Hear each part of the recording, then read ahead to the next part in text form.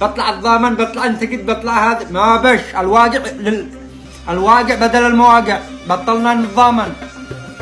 الإعلامية سمية العاضي والكل يعرفها بالفيديو اللي انشهرت فيه الصوت المرتفع يلغي الأنوثة. طبعا سمية قامت بقتل مرة العاقل مع جنينها. السبب زوجة العاقل ذهبت إلى منزل سمية العاضي، قالت لها ليش تنزلي منشور على زوجي؟ وسمية ما قصرت، شلت 711 ودتها هي مع جنينها.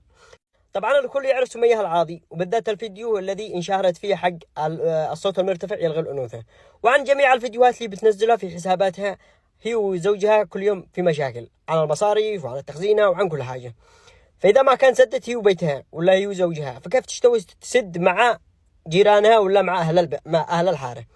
هيا السلام عليكم يا رجال. بخصوص الفنانة سمية العاضي، بنفسنا المفسبكين الآن بيطلعوا مجابر ومواضيع ما نش داري من المشعوها.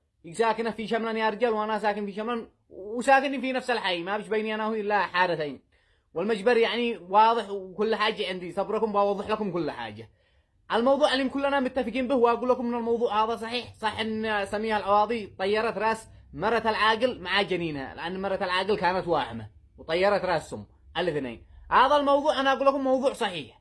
اما الموضوع الثاني بنفسر المفسبكين بيطلعوا مجبر من راسهم، بنفسر المفسبكين بيقولوا ان العاقل كان يتحرك بالفنانة سمية العواضي وكان يبعسس بعدها، وهي سارت لعند القسم واشتكت به، وبعدين سارت للبيت فعلت منشورات. تمام، كانت فعل منشورات وفيديوهات على العاقل، وهذا مرة العاقل بزت نفسها وصارت لعند سمية العواضي وتصايحين، وسمية العواضي بزت الموضوع وقرحت راسه هي وابنها. انا مش الحاجه باسم هذا لان الفيديو طوالي يحتضر من الفيسبوك، فاللي الفاهم هو يفهم من بالاشارات كانوا يفهموا. تمام يا رجال، هذا الموضوع انا اقول لكم هو صح مش هو صح، ومدري هو صح او مش هو غلط، انا ما اتحملش مسؤوليه الكلام هذا، لان المفسبكين بيطلعوا هذا المجبر. فكان نريح ونصبر يا رجال، نتاكد العاقل واسره المراه هذا يطلعوا يوضحوا للناس الكلام هذا. انا متاكد انه غلط، انا بنقول انه غلط ما هوش صح يا رجال، لان انا ساكن في شمال في نفس الحي هذا. المجبر ما قد وصل ليش، انا المجبر ما قد وصلش.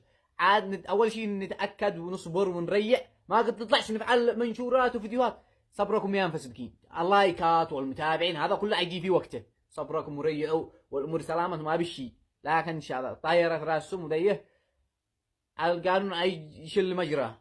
نكون نصبر ونريح، انا افدي قلوبكم يا رجال. اما انا باقي نقطه هشتي اوضحها. انا قبل اسبوع شفت سميها العواضي فيديو، طلعت هذا وعشقاته وخرجت الطلقه. اول شيء خرجت الطلقه وركبتها وعشقت الموضوع، وقالت وكان متضامنه مع الطفله جنات، قالت يا بنات اليمن اذا ما حد دافع على شرفنا وعلى عرضنا احنا بعلن اسمه بسلاح هذا وطير راسه. انا شفت الفيديو هذا، يمكن اني من الفيديو هذا يعني العاقل ويعلم الله انا ما اتحملش مسؤوليه الكلام هذا الاخير. انا طلعت الله اوضح، وهذا الفيديو طلعت اوضح بس للمفسبكين. وتحياتي لكم يا رجال، صبركم شويه ساعه ساعتين وانا باشيل نفسي للحاره واسر اتاكد من الموضوع، نتاكد ايش الموضوع هذا وكيف وقع وكيف حصل. وان شاء الله انتظروني بفيديو ثاني اوضح لكم. لا قد نستبقش الاحداث، لا تستبقوش الاحداث يا مفسبكين، ريعوا لا تنزلوش منشورات، احذفوا المنشورات الاولى او خلوها خاص، لان الموضوع يا خبره ما قدوش اكيد. تحياتي لكم. يا مال قلبي مال نخسي، هيا مالكم قد انتو معضلين. ايوه اظهر على حقيقتك وكن سير اشكي وابكي مني عند الفاشلات الداشرات الذي قد رجموه الرجعانية مكياجين. سر قول لهن مرتي باردة، مرتي مدري مالها باردة، وانا اشتي واحدة وان انت الباردة انت. عنديش اي حاجة اخسرها، كل اسرتي ماتوا في الحرب، اطفالي ماتوا في الحرب، خسرت كل شيء في الحرب، ايش عاد اخسر؟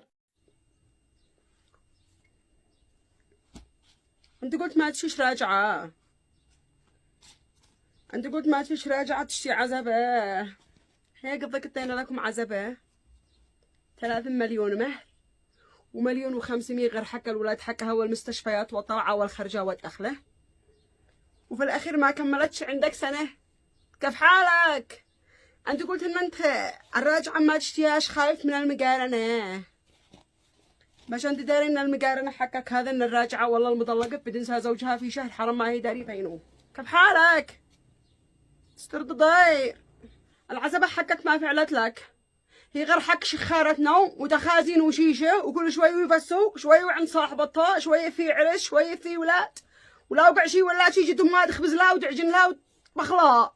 حقك العزبة انتو ما تمشوش بالاحترام، ما تشتري دعس. ونجيت لكم مرة محترمة دسعتوا انتو، ونجيت مرة دسعتكم حبيتوها ومتوا فيها. كيف حالك؟ تصير ضير. الجزاء من جنس العمل. الإعلامية والممثلة الكوميدية سمية العاضي، خبر مؤسف ومحزن قسما بالله العظيم. دائما احنا نشاهدها في ضحكاتها وفيديوهاتها التي تضحكنا، ولكن لا نعرف الجانب المخفي من حياتها. سمية العاضي نزلت فيديو على العاقل حارتهم، فزوجة العاقل زعلت وراحت لعند سمية قالت لها ليش تنزلي فيديو عليها؟ يمكن صارت بينهم يعني مشكلة، فسمية العاضي على طول راحت وجابت 711 وانهت حياة زوجة القاضي. والمصيبة في هذا الأمر أن زوجة العاقل كان في بطنها جنين، يعني نهت حياتها وحياة الجنين من سبب شيء يعني قسما بالله أنه مؤسف. الجانب المؤسف من حياة سمية العاضي بينها وبين زوجها مشاكل شديدة، وأصلا فيديوهاتها كلها تظهر معاناتها مع زوجها، تمثل أنها ممثلة كوميدية. وفي الجانب الآخر إذا ما سدت زوجها كيف بسد هو وأصحاب القرية؟ فأسأل الله السلامة، ولا أين وصل فينا الحال في اليمن. الله يحكي دماء اليمنيين بس.